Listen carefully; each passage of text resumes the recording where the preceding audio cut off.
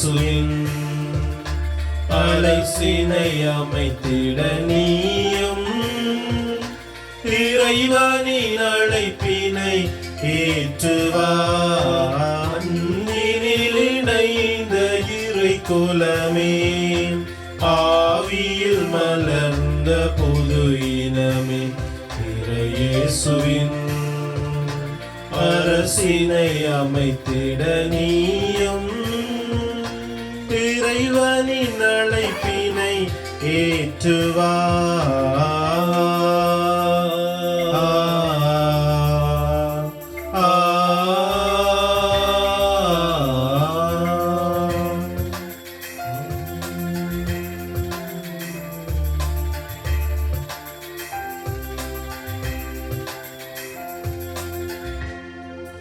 எளிய நிலையிலுள்ளோர் ஏற்றம் பெறுவர் உரைத்திட விரைந்திடுவாய். அடிமை வாழ்விலுள்ளோர் உரிமையாவும் பேர் வழிதனை காட்டிடுவாய். அடிமை நிலையிலுள்ளோர் ஏற்றம் பெறுவர் உரைத்திட விரைந்திடுவாய். அடிமை வாழ்விலுள்ளோர் உரிமையாவும் வழிதனை காட்டிடுவாய். புதிய வானமும் புதிய பூமியும் மாந்தனம் நிறை மலர்ந்திட, புதிய வானமும் புதிய பூமியும் மாந்தனம் இடை மலர்ந்திட, வருக இறையே வருக, எழுக விரைந்து எழுக, வருக இறையே வருக, எழுக விரைந்து எழுக.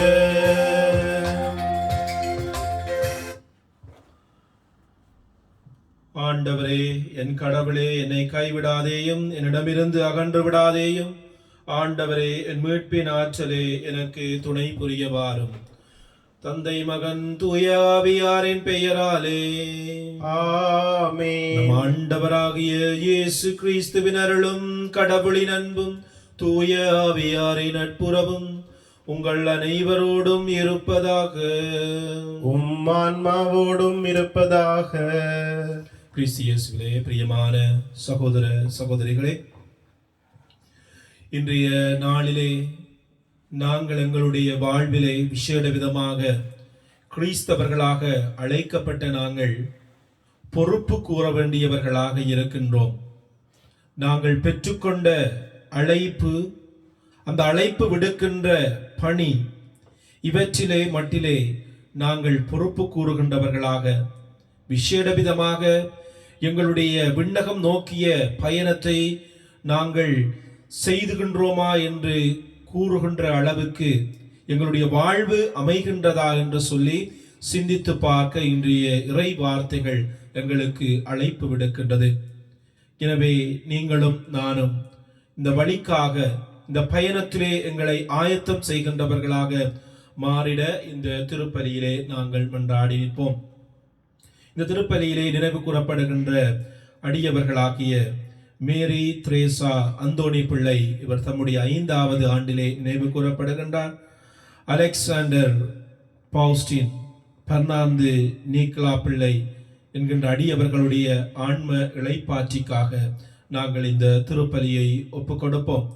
அத்தோடு எங்களிடம் சுப உதவியினை வேண்டி நிற்கின்றவர்கள், வருத்தங்களிலே இருந்து குணம் பெற வேண்டும் என்று சொல்லி விரும்பி நிற்கின்றவர்கள், குடும்ப பிரச்சனைகளோடு வாழ்ந்து கொண்டிருக்கின்றவர்கள், உறவுகளை இழந்த துயர்களோடு வாழ்ந்து கொண்டிருக்கின்ற சகோதர சகோதரிகளோடு இறைவனுடைய அருள் நிறைவாக இருக்கும்படியாக இன்றைய நாளிலே நாங்கள் ஒருவருக்காக விசேட விதமாக வேண்டி இந்த திருப்பலியை ஒப்புக் கொடுப்போம்.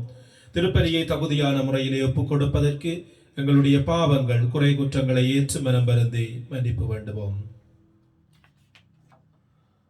எல்லாம் வல்ல இறைவனிடமும் சகோதர சகோதரிகளே உங்களிடமும் நான் பாவி என்று ஏற்றுக்கொள்கின்றேன்.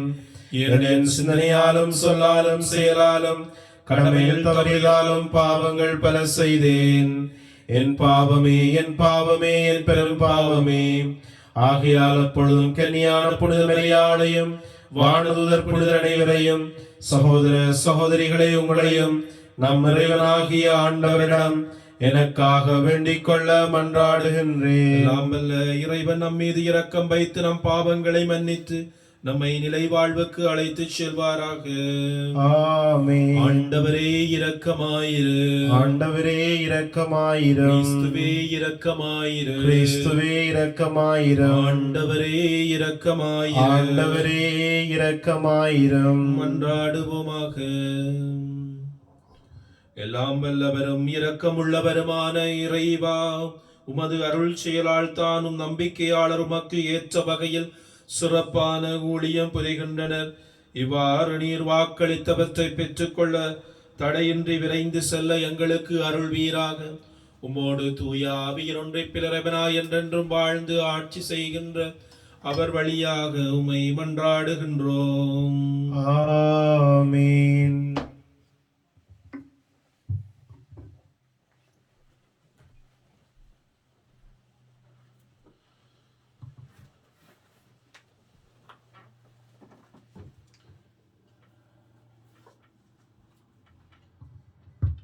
மீட்பராம் ஆண்டவர் இயேசு கிறிஸ்து வருவார் என்று காத்திருக்கின்றோம். திருத்தூதர் பவுல் பிலிப்பியருக்கு எழுதிய திருமுகத்திலிருந்து வாசகம். அதிகாரம் 3 திருவசனங்கள் 17 தொடக்கம் அதிகாரம் 4 திருவசனம் 1 வரை. சகோதர சகோதரிகளே, நீங்கள் அனைவரும் என்னைப் போல் வாழுங்கள்.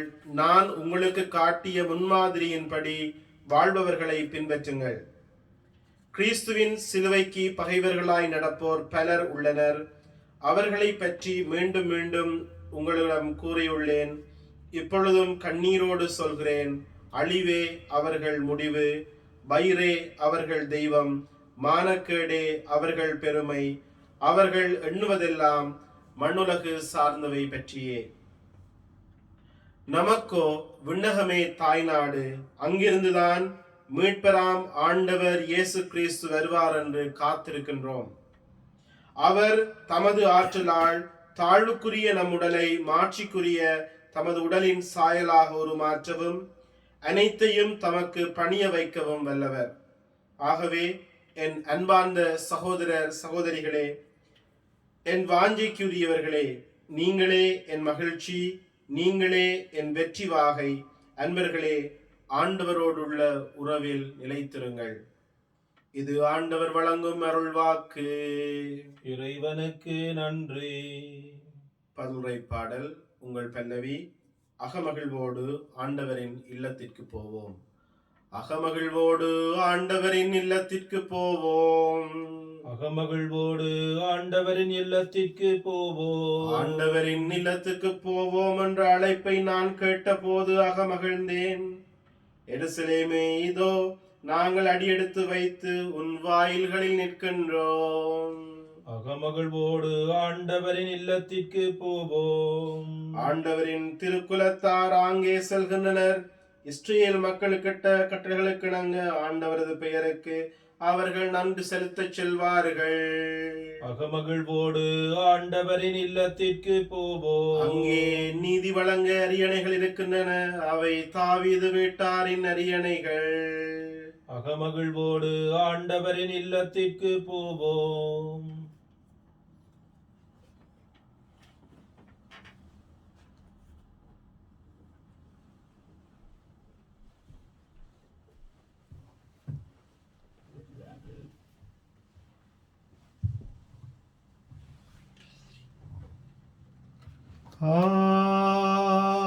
அல்லேலூயா, அல்லேலூயா,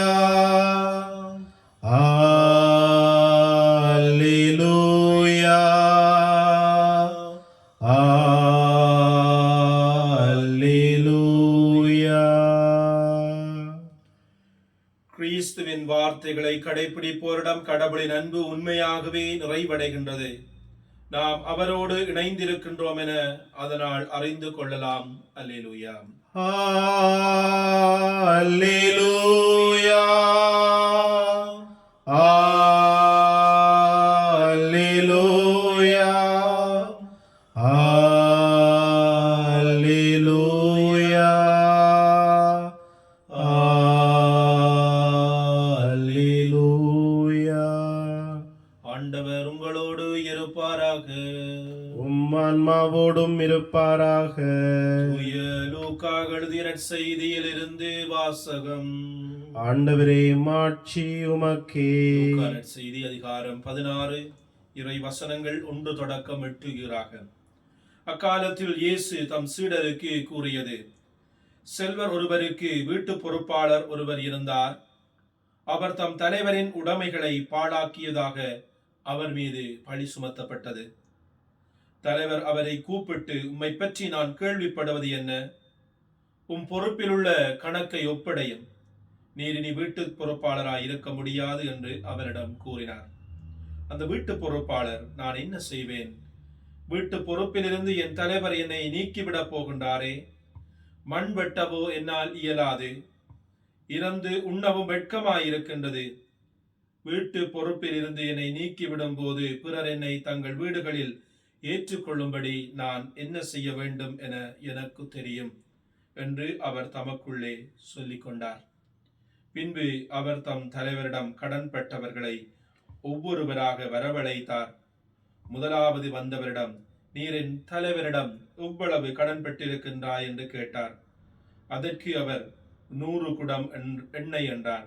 வீட்டு பொறுப்பாளர் அவரிடம், இதோ உன் கடன் சீட்டு, உட்கார்ந்து 50 என்று உடனே எழுதும் என்றார். பின்பு அடுத்தவரிடம், நீர் எவ்வளவு கடன்பட்டிருக்கின்றீர் என்று கேட்டார். அதற்கு அவர் 100 மூடை கோதுமை என்றார். அவர், இதோ உன் கடன் சீட்டு 80 என்று எழுதும் என்றார். நேர்மையற்ற அந்த வீட்டு பொறுப்பாளர் முன்மதியோடு செயல்பட்டதால் தலைவர் அவரை பாராட்டினார். ஏனெனில் ஒளியின் மக்களை விட இவ்வுலகின் மக்கள் தங்கள் தலைமுறையினரிடத்தில் மிக்க முன்மதியுள்ளவர்களாய் நடந்து கொள்கின்றார்கள்.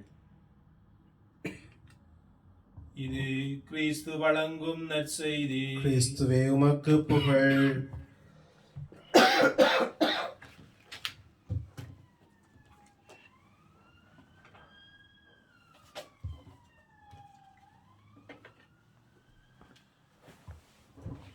நாங்கள் சிறிய பிள்ளைகளாக இருந்த காலத்திலே எங்களுடைய ஆசிரியர்கள் எங்களுக்கு சொல்லுவார்கள், இந்த வகுப்பிலே யார் கண்டது எத்தனை அன்னை திரேசாவை போல பணியாற்றுகின்றவர்கள் இருக்கின்றார்களோ, அல்லது மகாத்மா காந்தியை போல அகிம்சை வழியிலே போராடுகின்றவர்களாக இருக்கக்கூடியவர்களாகவோ, அல்லது இன்னுமாக முன்மாதிரியாக நல்ல எண்ணத்தோடு வாழ்ந்த மனிதர்களாக, சமூக சேவை செய்கின்றவர்களாக எத்தனை பேர் இருக்கின்றார்கள், எத்தனை பேர் இருக்கிறதற்கு வாய்ப்பு இருக்கின்றது என்று சொல்லுவார்கள்.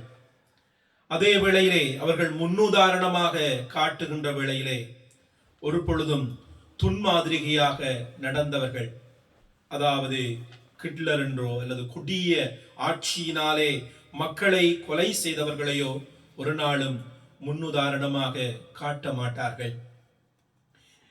இன்றைய நற்செய்தி வாசகத்திலே நாங்கள் சிந்திக்கின்ற வேளையிலே ஆண்டவர் இயேசு சற்று மாறுபட்ட விதமாக முன்னுதாரணமாக எங்களுக்கு சொல்லுகின்ற அந்த ஊழியன் எப்படி என்று சொன்னால், அவன் ஒரு முன்மாதிரியான வாழ்க்கை வாழ்ந்த ஒரு மனுஷன் அல்ல.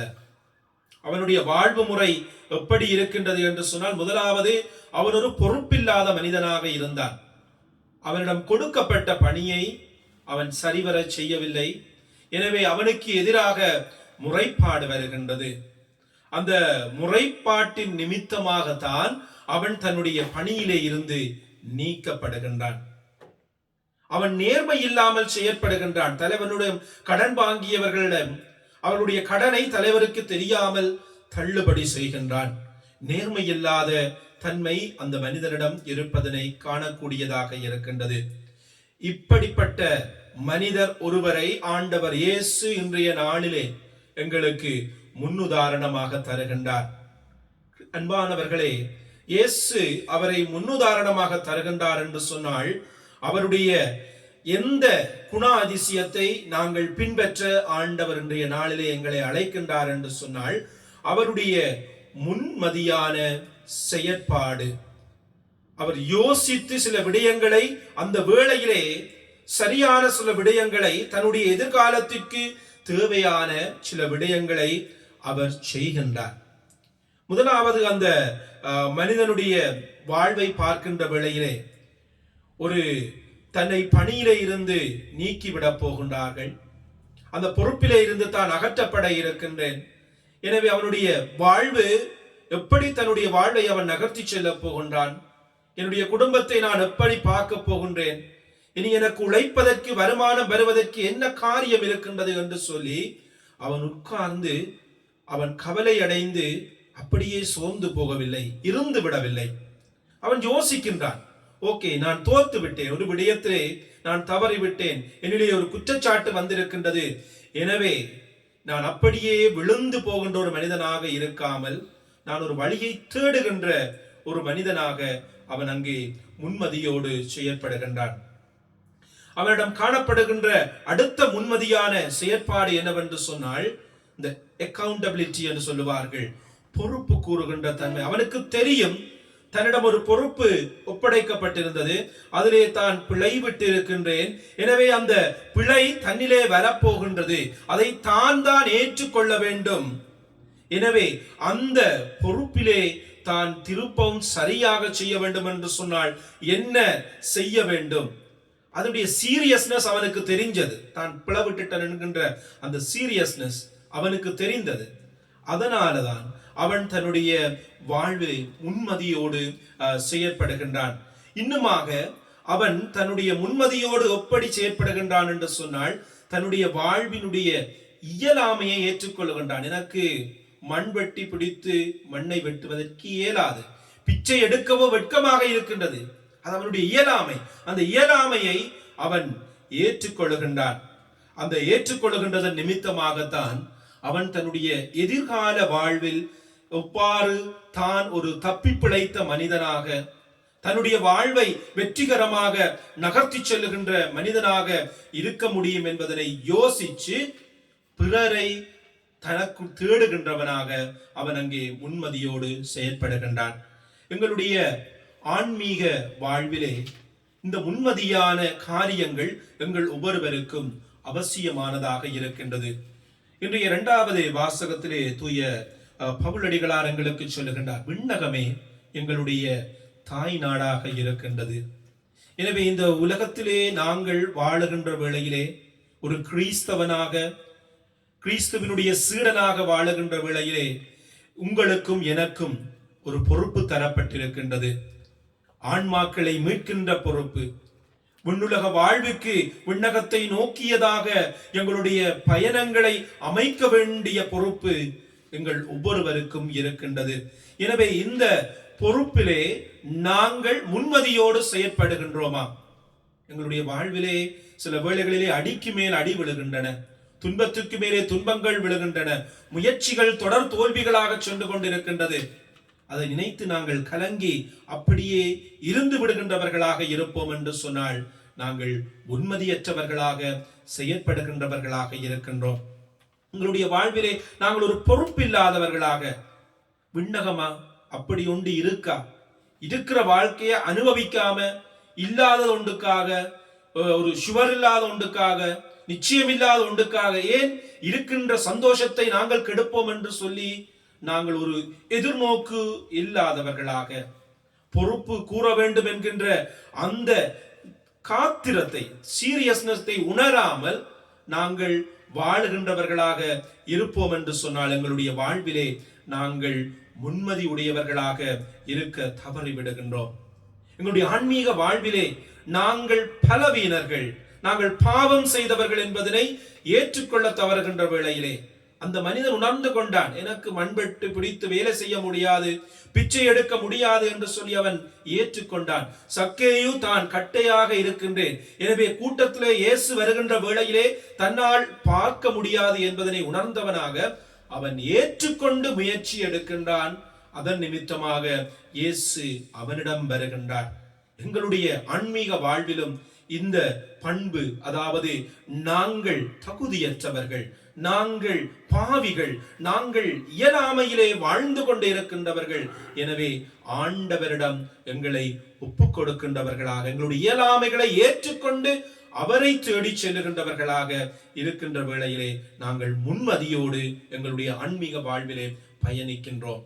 அடுத்ததாக எங்களுடைய எதிர்கால, எங்களுடைய விண்ணக வாழ்வுக்கு நாங்கள் ஆயத்தம் செய்கின்ற விதமாக எங்களிடம் இருக்கின்ற தாளந்துகள், எங்களிடம் இருக்கின்ற செல்வங்கள், இவைகளை பயன்படுத்தி நாங்கள் மற்ற மனிதர்களுடைய உறவை வளர்த்து கொள்ளுகின்றவர்களாக, விண்ணக செல்வங்களை நாங்கள் சேகரிக்கின்றவர்களாக எங்களுடைய வாழ்விலே நாங்கள் இருக்கின்ற வேளையிலே நாங்களும் ஆன்மீக வாழ்விலே முன்மதி உடையவர்களாக இருக்கின்றோம். கிறிஸ்து இயேசுவிலே அன்பான சகோதர சகோதரிகளே, குருக்களாக, பெற்றோர்களாக, ஆசிரியர்களாக, இன்னும் ஒவ்வொரு பொறுப்புகளிலே நாங்கள் பணிக்கு அமர்த்தப்படுகின்ற வேளையிலே நீங்களும் நானும் பொறுப்பு கூற வேண்டியவர்களாக இருக்கின்றோம். எங்களுடைய ஆன்மீக பயணத்திலே நீங்களும் நானும் பொறுப்பு கூற வேண்டியவர்களாக இருக்கின்றோம். எனவே அந்த காத்திர தன்மையை நாங்கள் உணர்ந்து கொண்டு எங்களுடைய இயலாமைகளை ஏற்றுக்கொண்டு ஆண்டவர் இயேசுவை நோக்கி பயணிக்கின்றவர்களாக, எங்களை ஆயத்தம் செய்கின்றவர்களாக நாங்கள் வாழுகின்ற வேளையிலே நாங்களும் எங்களுடைய ஆன்மீக வாழ்விலே முன்மதி உடையவர்களாக எங்களுடைய வாழ்விலே மாற முடியும். ஆமென்.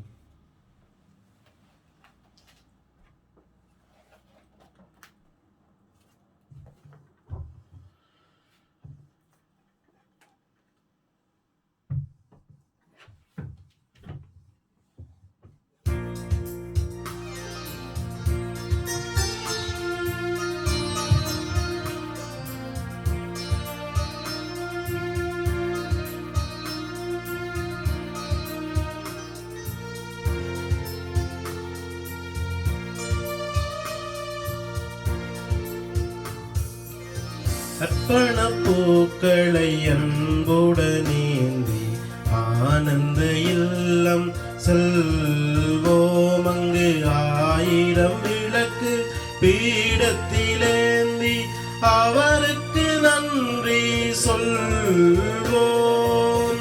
அர்ப்பண பூக்களை அன்புடனேந்தி ஆனந்த இல்லம் செல்வோம்.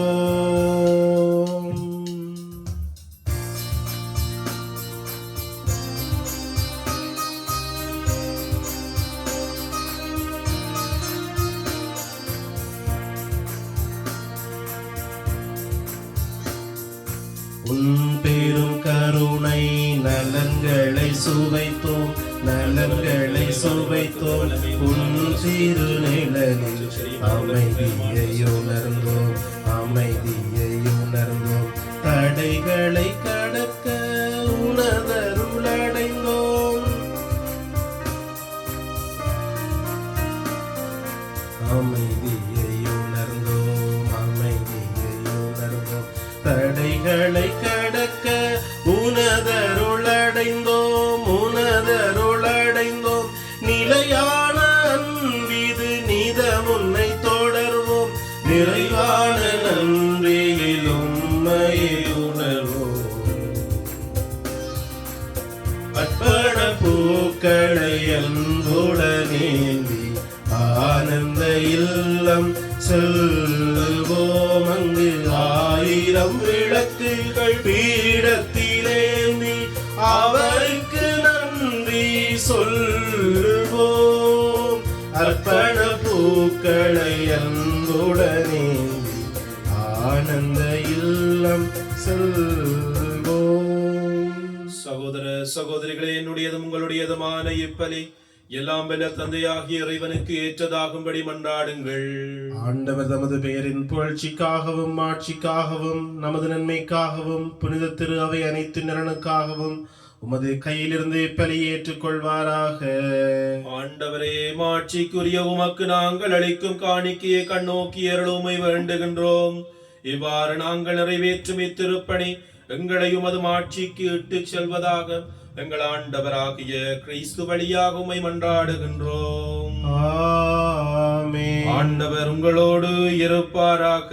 உம் ஆன்மாவோடும் இருப்பாராக. இதயங்களை மேலே எழுப்புங்கள். ஆண்டவரிடம் நம் எழுப்பியுள்ளோம். இறைவனாகிய ஆண்டவருக்கு நன்றி கூறுவோம். அது தகுதியும் நீதியுமானதே. ஆண்டவரே, தூயவரான தந்தையே, என்றும் உள்ள எல்லாம் வல்ல இறைவாம், எந்நாளும் அவ்விடத்திலும் நாங்கள் உமக்கு நன்றி செலுத்துவது மெய்யாகவே தகுதியும் நீதியுமாகும். எங்கள் கடமையும் மீட்புக்குரிய செயலுமாகும். நாங்கள் வாழ்வதும் இருப்பதும் இயங்குவதும் உம்மிலேதான். இந்த உடலோடு வாழ்க்கையில் உமது பரிவிரக்கத்தின் பயன்களை மட்டுமே நாங்கள் நாள்தோறும் அனுபவிப்பதோடு அன்றி இப்பொழுதே நிலை வாழ்வு பிணையையும் கண்டுள்ளோம். ஏனெனிலும் ஆவியாரின் முதற்கனிகளை பெற்றுள்ள நாங்கள் பாஸ்கா மறை நிகழ்வின் பயணங்களுக்கு என்றும் உண்டு என நம்புகின்றோம். அந்த ஆவியார் வழியாகவே நீர் இயேசுவை சாவில் இருந்து உயிர் தெழச் செய்தீர். ஆகவே நாங்கள் வானதுதர் அனைவரோடும் சேர்ந்து உம்மை புகழ்ந்தேத்தி அக்களித்து கொண்டாடி ஆர்ப்பரிப்பதாவது: தூயவர் தூயவர் தூயவர், வான்படைகளின் கடவுளாம் ஆண்டவர். விண்ணகமும் மண்ணகமும் உமது ஆட்சியால் நிறைந்துள்ளன. உன்னதங்களிலே ஓசன்னா.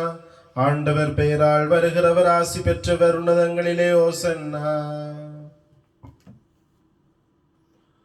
ஆண்டவரே, நேர்மையாகவே தூயவர், தூய்மை அனைத்திற்கும் ஊற்று. ஆகவே உம்முடைய ஆவியை பொழிந்து காணிக்கைகளை தூய்மைப்படுத்துமை வேண்டுகின்றோம். இவ்வாறு எங்கள் ஆண்டவர் இயேசு கிறிஸ்துவின் உடலும் இரத்தமுமாக எங்களுக்கு இவை மாறுவனவாக. அவர் பாடுபட உளம் கனிந்து தம்மை கையளித்த போது அப்பத்தை எடுத்து நன்றி செலுத்தி அதை பிட்டு தம் சீடர்களுக்கு அளித்து அவர் கூறியதாவது: அனைவரும் இதை வாங்கி உண்ணுங்கள், ஏனெனில் இது உங்களுக்காக கையளிக்கப்படும் என் உடல்.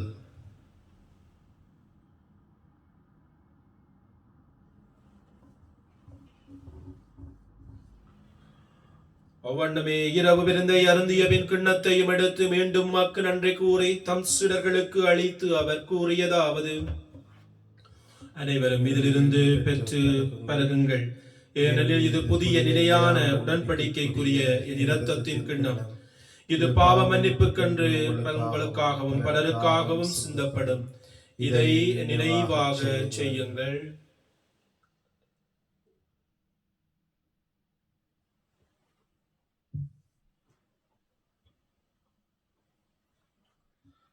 நம்பிக்கையின் மறைபொருள்.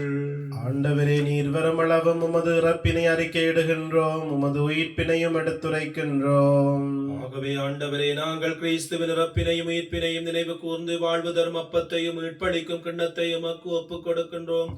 உம் திருமுன் நின்று ஊழியம் புரிய தகுந்தவர்களென எங்களை ஏற்றுக்கொண்டீர். எனவே உமக்கு நன்றி செலுத்துகின்றோம்.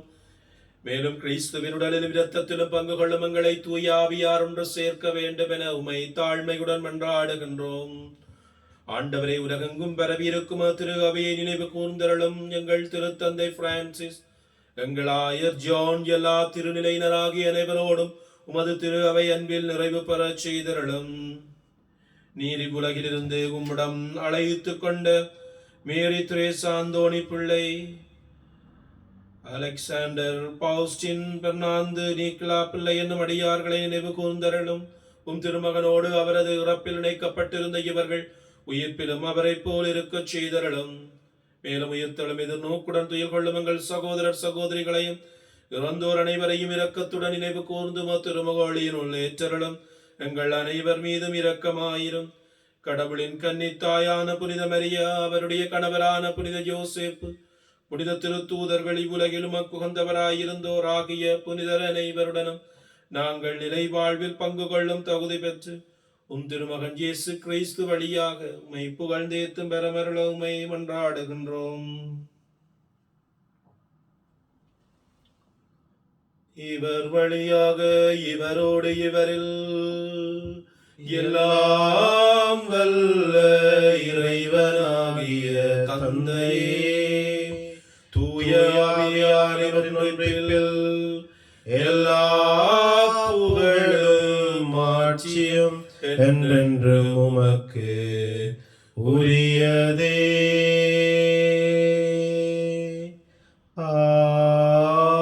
ஆமென்.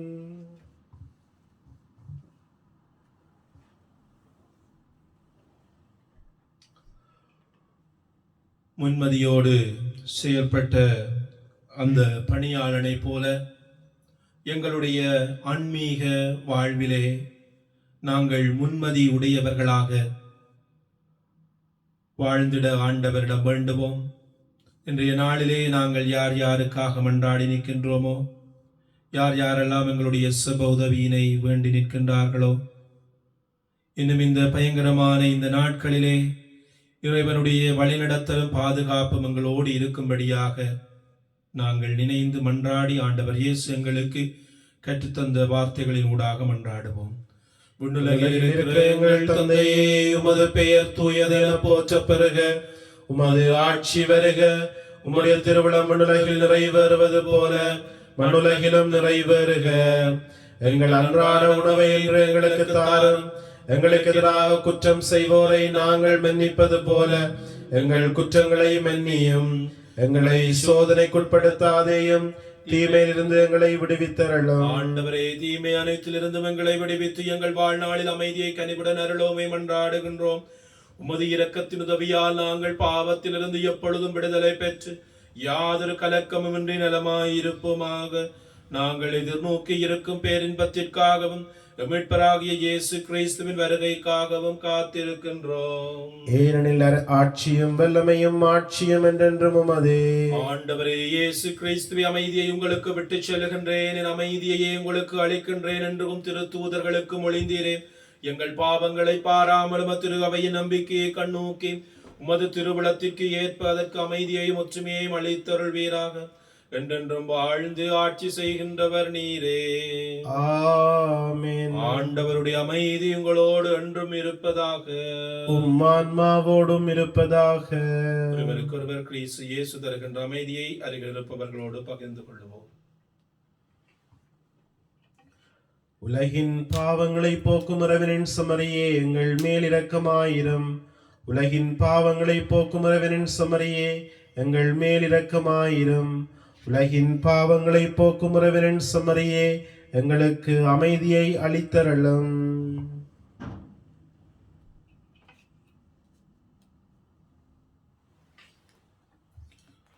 இதோ இறைவனின் செம்மறி, இதோ உலகின் பாவங்களை போக்குகின்றவர். செம்மறியின் விருந்துக்கு அழைக்க பெற்றோர் பேறு பெற்றோர். ஆண்டவரே, நீரின் இல்லத்தில் எழுந்தருள நான் தகுதியற்றவன். ஆனால் ஒரு வார்த்தை மட்டும் சொல்லியருளும், எனது ஆன்மா நலமடையும்.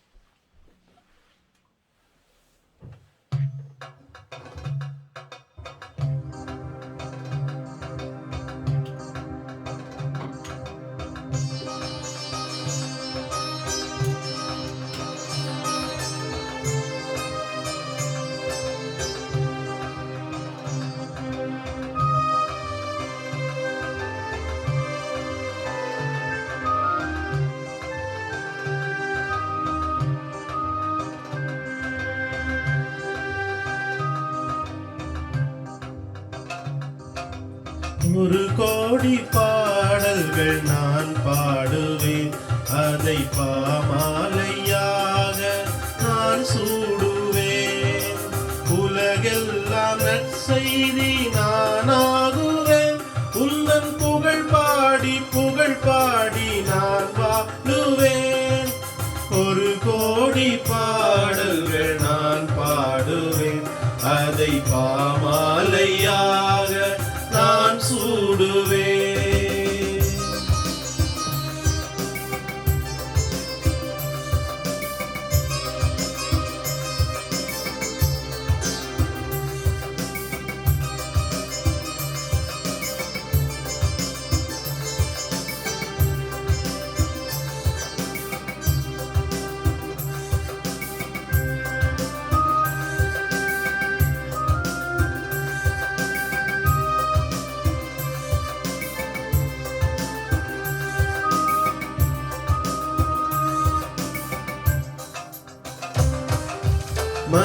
மனவீணை தனையென்று நீ வீட்டினாய், அதில் மலர்பாக்கள் பல கோடி உருவாக்கினாய்.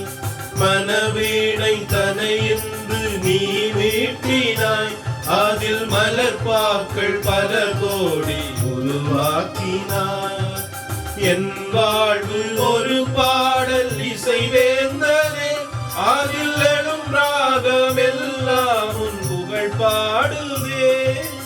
என் வாழ்வும் ஒரு பாடல் இசைவேந்தனே, அதில் எழும் ராகம் எல்லாம் உன் புகழ் பாடுதே. ஆதியும் நீயே அந்தமும் நீயே, பாடுகிறேன் உன்னை இயேசுவே. அன்னையும் நீயே தந்தையும் நீயே, போற்றுகிறேன் உன்னை இயேசுவே. ஒரு கோடி பாடல்கள் நான் பாடுவேன், அதை மாலையாக நான் சூடுவேன். உமது வெற்றியை குறித்து மகிழ்வோமாக, நம் கடவுளின் பெயரால் மாண்புறுவோமாக, நன்றி கூறி மன்றாடுவோமாக. ஆண்டவரே, உம் அருளடையாளங்கள் தம்முள் கொண்டிருக்கும் அருளங்களை நிறைவு பெறச் செய்தருள உம்மை வேண்டுகின்றோம். அதனால் இப்போது அடையாள முறையில் கொண்டாடுவதை நாங்கள் உண்மையாகவே பெற்றுக் கொள்வோமாக. எங்கள் ஆண்டவராகிய கிறிஸ்து வழியாக உம்மை மன்றாடுகின்றோம். ஆமென். ஆண்டவர் உங்களோடு இருப்பாராக, உம் ஆன்மாவோடும் இருப்பாராக. எல்லாம் வல்ல இறைவன் தந்தை மகன் தூய ஆவி உங்கள் அனைவரையும் நிறைவாக ஆசீர்வதிப்பாராக. ஆமென். கிறிஸ்துவின் சாட்சிகளாக வாழ்ந்திட சென்று வாழுங்கள். திருப்பலி நிறைவேறிற்று. இறைவனுக்கு நன்றி. இயேசுவின் அன்பை மறந்திடுவாயோ, மறந்திடுவாயோ. மனித பண்பிருந்தால் இயேசுவின் அன்பை மறந்திடாதிருக்க நீ சிலுவையிலே அவர் மரித்து தொங்கிடும் காட்சி மனதில் நில்லாதோ. இயேசுவின் அன்பை மறந்திடுவாயோ, மறந்திடுவாயோ. மனித பண்பிருந்தால் இயேசுவின் அன்பை அளவில்லா அன்பு, அதிசய அன்பு, ஆழமகலம் நீளம் எல்லை காணா அன்பு, களங்கமில்லா அன்பு, கருணை சேரன்பு.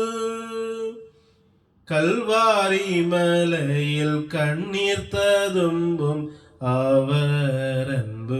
இயேசுவின் அன்பை மறந்திடுவாயோ, மறந்திடுவாயோ.